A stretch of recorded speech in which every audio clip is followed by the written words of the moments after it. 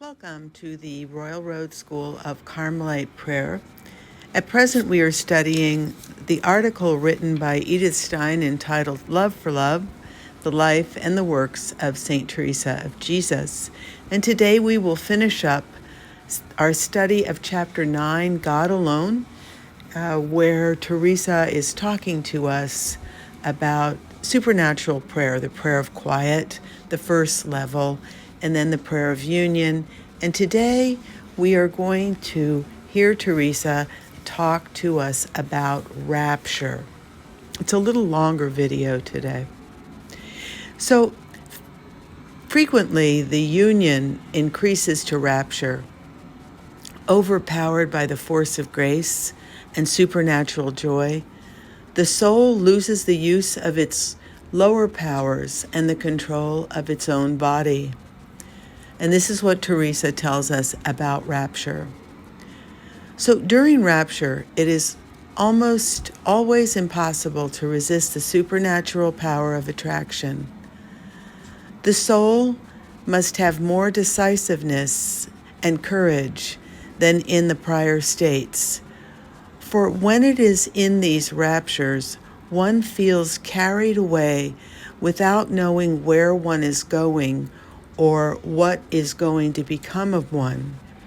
And our weak nature feels during this otherwise so delightful moment, I cannot say what dread. Not only is the soul carried away, but sometimes the soul also itself follows this movement so that it no longer touches the floor.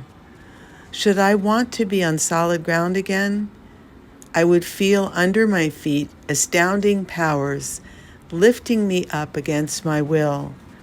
It was a dreadful struggle.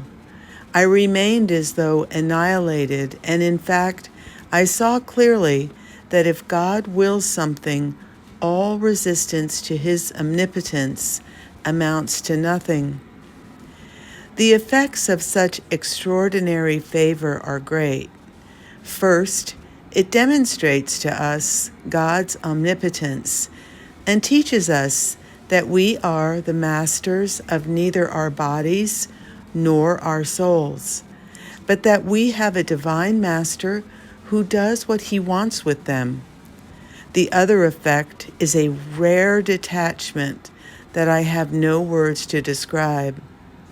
One truly feels like a stranger to things here below, because they are vying with each other. Promises and heroic resolutions come from these living things.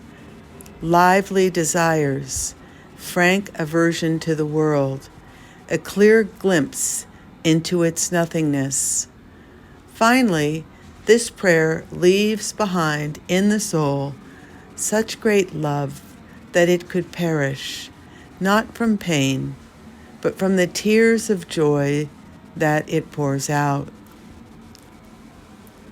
1 hour's ecstasy, or even shorter, is sufficient to make the soul the mistress of itself and of all things, and to give it a freedom in which it no longer recognizes itself. What power is comparable to the power of a soul that has been raised by God to these heights and sees beneath it the things of the world without in the least being governed by them? How confused it is about the time when it clung to them. How amazed it is by its blindness. How greatly is it concerned over those who still live in the same darkness. It would like to raise its voice to show them their error. It would like to break their chains and tear them from the prison of this life where it itself had been locked up.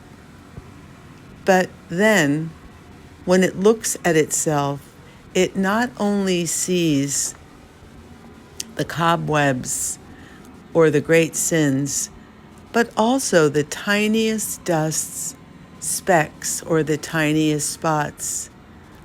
If on the one hand it contemplates the endless holiness of its God, it is blinded by his light. On the other hand, it looks at itself, its eye seems to find her who is covered with the mud of her misery.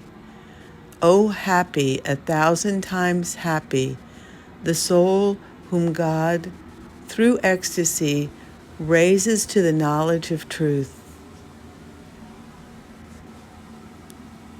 So these recollections reveal to us the whole nature of Saint Teresa, the sensitivity of her conscience, that with bitter regret accused itself when no one else could find a spot on her, the ardor of her love that made her ready to make any sacrifice for the glory of God, her concern over souls whom she wanted with all her might to rescue from the ruin and to lead to the peace of the Lord. But before she was permitted to do great things as God's chosen instrument, she still had to taste the most bitter pains. Amen.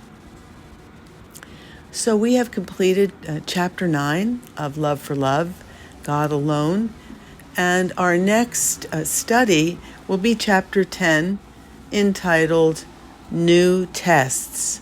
So Teresa is constantly being tested by God as she grows in holiness and grows in the image and likeness of the Lord himself. So I hope that you are finding these little studies helpful, and may God bless you and yours. Amen.